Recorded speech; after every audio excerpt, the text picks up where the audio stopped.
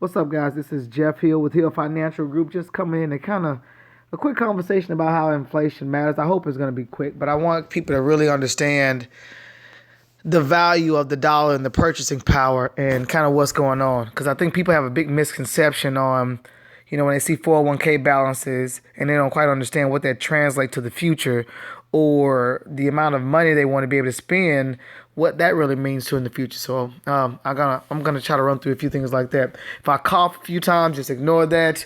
Uh, I'll be all right. Anyway, so let's just take somebody, average, okay? Let's just say this person is making $40,000 a year. Then we're going to use the, around 50-year average on the inflation calculator. That means the cost of goods going up over time. Now, depending on your age, at one point in time, you might have heard people in your life say, when I was your age, I used to be able to buy a candy bar, a bag of chips, and a Coke for like a quarter or something like that. And of course, now we laugh like, yeah, right. Because we couldn't fathom getting all three of those items now for a quarter because collectively, that's almost $5 that you spent when it used to cost a quarter. Okay.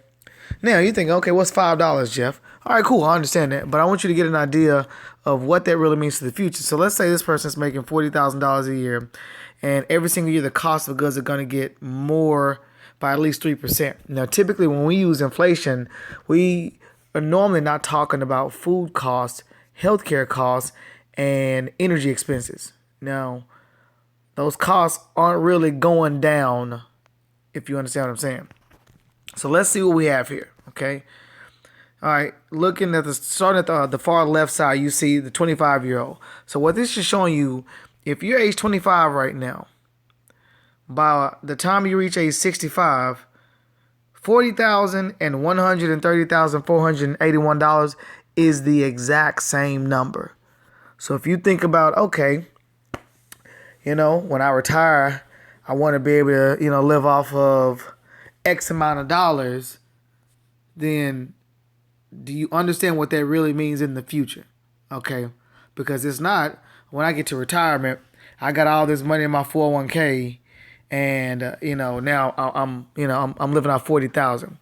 Doesn't necessarily work like that. See, let's say all things being equal, you didn't have to pay taxes on your 401k, and when you start taking money out, the payments stayed the same, all that cool stuff, right? Let's just assume.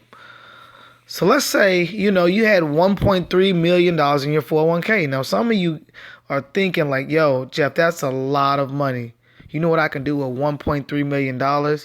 Yeah, I do, right? So let's say in this example, you still wanted 40,000. You say, well, Jeff, you know what? When I retire, 40 sounds good to me, because you're thinking about, well, I'm doing all right with what I'm making right now. I mean, if I can just kind of keep that going on in retirement, cool. So if you look at the numbers again, you need $130,000 to still be okay, to feel the same way. So what does that really mean? Think back. I gave you $1.3 million in your 401k. And many of you are like, okay, cool, Jeff. I can rock with that. Well, if we need $130,000 a year to feel like 40, which is what we want, and that's going to keep us comfortable, how many years do we have of retirement? Anybody figured it out yet? You have 10 years. 10 years worth of retirement income saved up. What do you have to do after that 10 years? Because you've exhausted all your money. Yeah. You gotta go get a job, right? And typically your money's gonna go down a lot faster than that, right? Now, I know some people are saying, well, Jeff, that's not how it works. You'll get more money because the market return, all that. Right, that could happen, but you could also lose money in the market as well. Okay.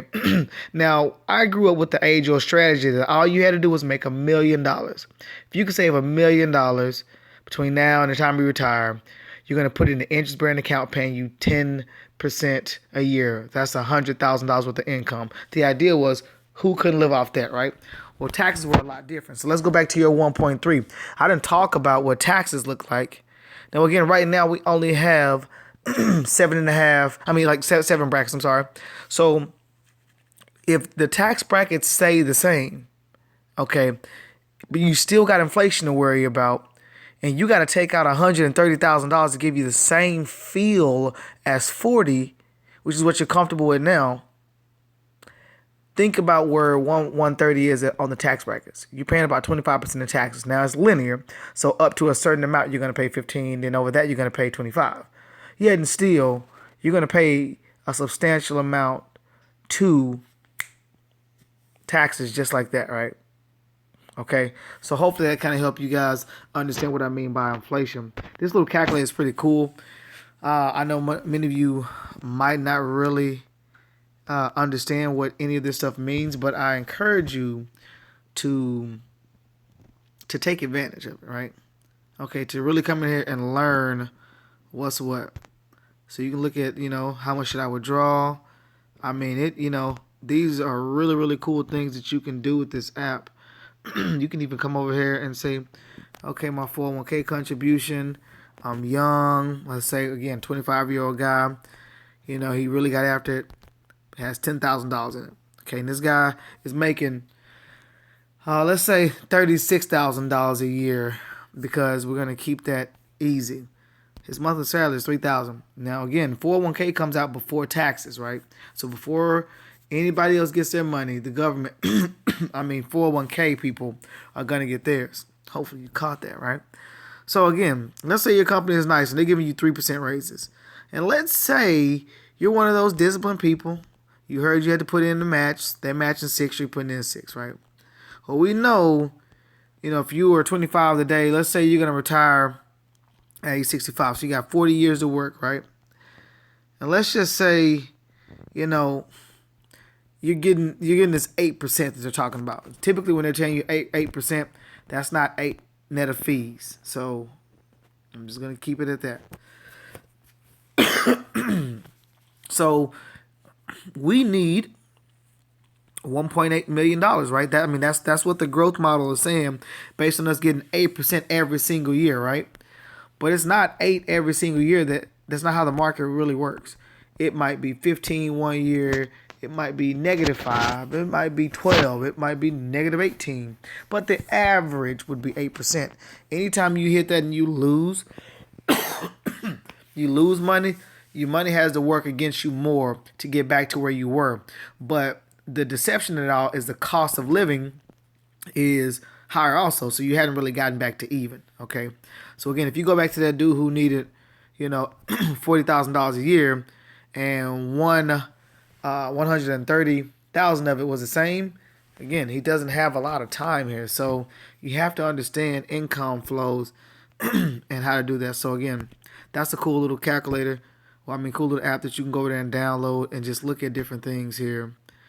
The Rule of 72 talks about compounded interest, paycheck calculator, that kind of thing. Some of the stuff, if you don't know anything about finance, you might get lost trying to really follow this thing. But again, there's a lot of different things that you can come over here and do. I thought it was kind of cool to kind of give you another example. If you go back, just 33 years, my father was making about $32,000 as a manager, right? That same thing today would be $78,000, right? So if you think back then there were jobs as a supervisor paying that amount of money, you would think some of the supervisor positions today are paying that kind of money, right? No. What happens? You graduate college and you're fighting for incomes somewhere, around, let's say 38 right out of college. Most of you are like, okay, cool. That's probably what I started at. $38,000. So that means in the last 33 years, that's about only a $6,000 raise. That's not good. But when you think about it, how many jobs do you see lining up paying $93,000 a year? No. So that means if incomes are not really going up, yet the cost of living is, you have to understand you are behind the flow. Okay. So that's just a little tip, a little something I'm going to do. I'm going to probably come in here and show you guys more examples of 401ks, how they work, and what they can and can't do. So hopefully you guys found value in this. And yeah.